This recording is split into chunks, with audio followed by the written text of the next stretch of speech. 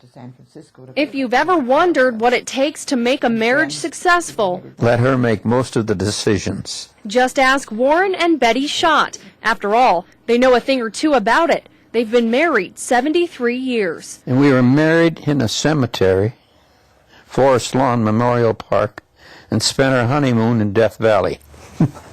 That's how we started off.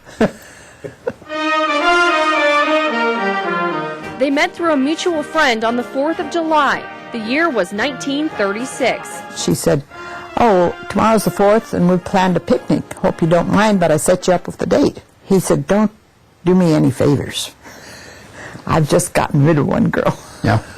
Their romance was one out of the movies. They fell in love, married 2 years later, and soon after, Betty followed her new husband to his new base in Hawaii. I can't remember how long I was in Pearl Harbor before Bet came. 2 months. Was it that close? Yes. Mm-hmm. Oh, and you brought the car also. And I brought the car. Yeah. And I don't know who he was the happiest to see, the car or me. Warren was in the Navy, stationed at Ford Island, just a few miles from Pearl Harbor Naval Base. The newlyweds were eager to explore their new life together and soaked up every minute of it. We took trips every chance that I could get away from the island. It was enjoyable. But we had Hawaii when it was paradise. But their life of paradise didn't last long. It was a lazy December morning in 1941. Betty had just woken up and looked out her window. She says, "Oh, there's a lot of smoke and fire down." And I said, "No, there can't be." Warren ran to the window and saw a Japanese fighter plane diving toward the island. Here were these big red balls. And I yelled into her, and I said, "That's a Japanese airplane? We're at war." Warren and Betty had to act fast. They immediately took other families in their complex to safety. As we were going, here's a plane coming in, and it was low enough that we could see the chap in the after cockpit with the machine gun. There was so much shrapnel from our guns shooting at them and such. It was just like rain coming down, pieces of metal. It was beginning to sink in that we were in bad trouble.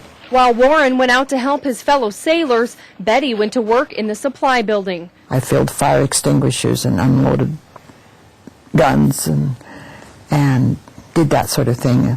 Wherever they needed us, they gave us big boots to put on. When the attack was over, most families were told to leave the island. I did not see any other woman on base after that. Everyone evacuated. But Betty stayed by Warren's side. It was a comfort to know that we had each other. The two stayed at Ford Island for several months after the attack, then were stationed at a new base in Virginia. It was a long journey home for Betty. Seasick coming home on the ship. Then this business of being nauseous didn't go away, and I was pregnant. Pregnant. I was pleased because I thought, well, if I don't come back from this business, at least she'll have somebody. And I still do. You stepped out of a dream. 2 children and 73 years later, Warren and Betty look back on their memories and their marriage. Pearl Harbor was a day that shook America, but it also brought this couple closer. We know each other so well that we can finish sentences or we can interrupt without being mad at each other. So what's their secret to a lasting marriage? Patience. And being a good friend. And of course, letting the wife make the decisions. He has. And I hope I've made pretty good ones. Because he's still here. We're not hugging and kissing all the time, but she's mine. To myself,